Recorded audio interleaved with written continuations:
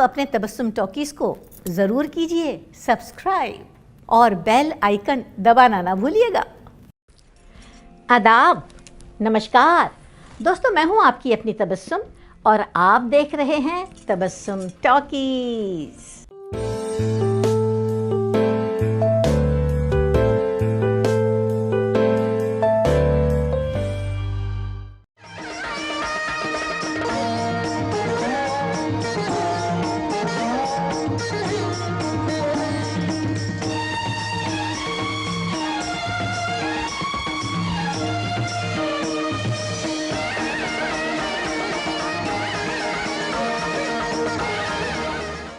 दोस्तों, उर्दू में जुल्म करने वाले को कहते हैं जालिम और जिस पे जुल्म किया जाता है उसको कहते हैं मजलूम।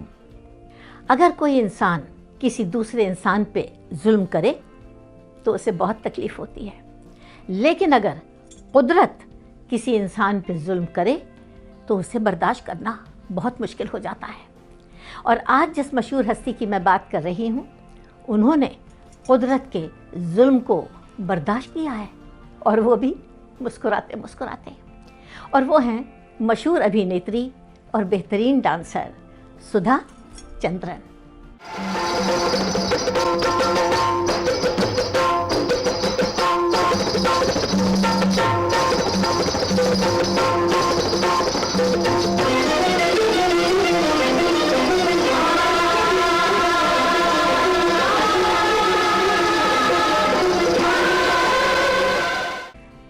सितंबर 1953 में पैदा हुई थी सुधा चंद्रन मुंबई में एक तमिल ब्राह्मण परिवार में।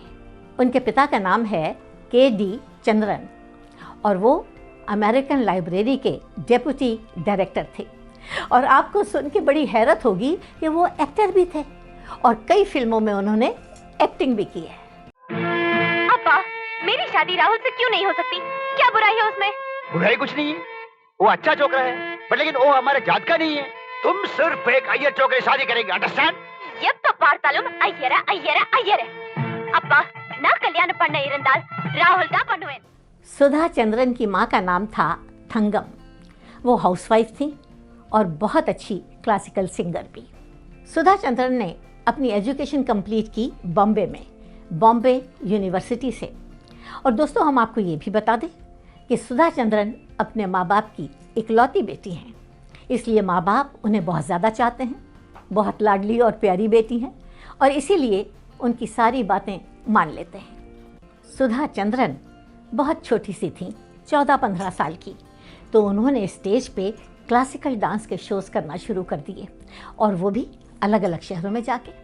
उन्होंने बताया कि 1981 में मैं अपने माँ बाप के साथ त्रिची से चेन्नई आ रही थी बस में बाय रोड और मैं बहुत ज़्यादा खुश थी। और उस वक्त मैं ये सोच भी नहीं सकती थी कि मेरी ये खुशी एक पल में गम में बदल जाएगी। अचानक एक बहुत ज़ोर का धमाका हुआ और हमें पता चला कि एक बहुत बड़ी बस सामने से आके हमारी बस से टकरा गई है। बहुत से लोग ज़ख्मी हो गए और उसके बाद जल्दी जल्दी सबको नज़दीक के एक छोटे से हॉस्पिटल में पहुंचाया गया। इतने ज़्यादा ज़ख्मी लोगों को देख के हॉस्पिटल के सब लोग बहुत ज़्यादा नर्वस हो गए और इसीलिए किसी का इलाज ठीक से नहीं हो पाया।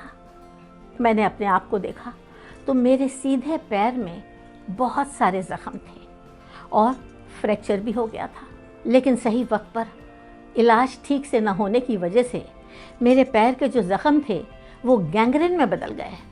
डॉक्टर्स ने देखा और मेरे माँ बाप से कहा कि आपकी बेटी का पैर काटना पड़ेगा, क्योंकि अगर पैर नहीं काटा तो वो गैंग्रीन पूरे जिस्म में फैल जाएगा और उसके बाद आपकी बेटी को कोई नहीं बचा पाएगा। ये सुनते ही मेरे माँ बाप सकते में आ गए, ये सोच के कि हमारी जवान डांसर बेटी का सीधा पैर काट दिया जाएगा तो क्या होगा। लेकिन मेरी जान बचाने की खातिर उन्होंने इस बात की इजाज़त दे दी। अपने माँ बाप की तकलीफ़ देख के मैं अपनी तकलीफ़ भूल गई और मैं ये भी भूल गई कि मेरा सीधा पैर अब मेरे जिस्म के साथ नहीं है। लेकिन मैं हिम्मत नहीं हारी और मैंने ये फैसला कर लिया कि मैं अपनी इस कमी को, इस कमज़ोरी को अपनी ताकत बनाऊंगी और एक बार फिर स्टेज पे डांस करूंगी। और ऐसा ही हुआ। ये तो सभी जानते हैं कि जो लोग किसी हादसे में अपना पैर खो देते हैं, गंवा देते हैं, उसे रिप्लेस करता है जयपुर लेग। सुधा चंद्रन ने भी जयपुर लेग लगवाया। वो कहती हैं कि उसे लगवाने के बाद उसके साथ एडजस्ट करना बहुत मुश्किल काम था।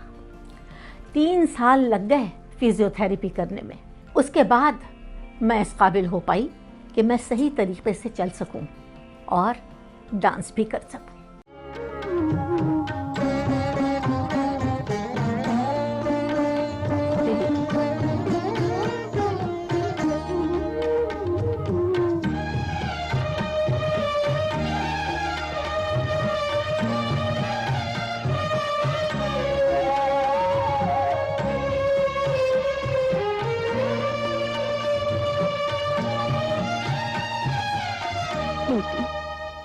तेरी इस परीक्षा में भगवान तेरी सहायता करेंगे।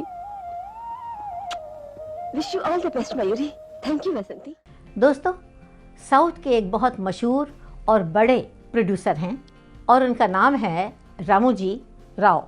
उन्होंने जब सुधा चंद्रन को स्टेज पे डांस करते हुए देखा और जब उन्हें ये पता चला कि उनका सीधा पैर असली नहीं है, जयपुर लेग है, तो दंग रह गए, बहुत ज़्यादा इम्प्रेस हुए और उन्होंने फैसला कर लिया कि मैं सुधा चंद्रन की ज़िंदगी पे एक फ़िल्म बनाऊंगा और उसमें हीरोइन का रोल सुधा चंद्रन खुद करेंगी। और ऐसा ही हुआ।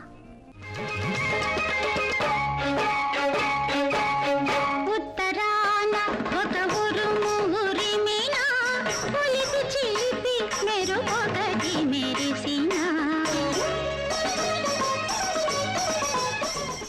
1984 में ये फिल्म बनी मयूरी तेलुगु में और सुपर डुपर हिट हो गई। और नतीजा ये निकला कि उसके बाद इसी फिल्म को डब किया गया तमिल और मलयालम में और वो भी हिट हो गई। और इसके बाद 1986 में ये फिल्म बनी हिंदी में नाचे मयूरी के नाम से। और इस फिल्म में सुधा चंद्रन के साथ हीरो थे शेखर सुमन। नहीं मम्मी, क्योंकि मैं जानती हूँ मैंने कोई गलती नहीं की। मैं जिंदगी भर नाचना चाहती हूँ। अगर आपको ऐसा लगता है कि मेरे नाचने से किसी पर आंच आएगी तो मैं ये घर छोड़कर चली जाऊंगी। हाँ डैडी, एक आदमी है जो मेरी भावनाओं की कदर करता है। वो मुझे जिंदगी भर सहारा देने के लिए तैयार है। अगर आपको मेरे नाचने पर एतराज है तो मेरे सामने एक ही रास्ता है, मैं उसके पास चली जाऊंगी।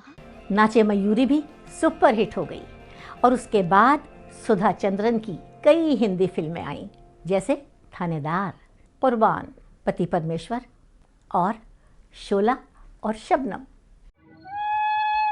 ये ले अच्छा वाह बेटा, अपना ख्याल रखना। और सुन, हाँ। खेल कूद मस्ती मजाक के साथ साथ तुझे ये भी याद रखना है। माँ, तू बेफिक्र रहे, वो नाम कमाएगा मेरा भाई कि तू भी गर्व से कहेगी क्या बेटा पाया मैंने, है ना? लेकिन अफसोस कि इन फिल्मों से सुधा चंद्रन को कोई फ़ायदा नहीं हुआ। इसलिए उन्होंने फैसला कर लिया कि मैं अब फिल्मों में काम नहीं करूंगी और टेलीविज़न को अपना लिया। और टेलीविज़न पे उन्हें बहुत कामयाबी मिली। 1995 में सुधा चंद्रन ने शादी कर ली, लव मैरिज। उनके पति पंजाबी हैं, वो प्रोड्यूसर भी हैं और डायरेक्टर भी हैं और उनका नाम है रवि डैंग। सुधा चंद्रन अपनी शादीशुदा ज़िंदगी से बहुत खुश हैं और आजकल टेलीविज़न पे छाई हुई हैं और साथ ही साथ स्टेज पे क्लासिकल डांस के लाइव शोज़ भी करती हैं।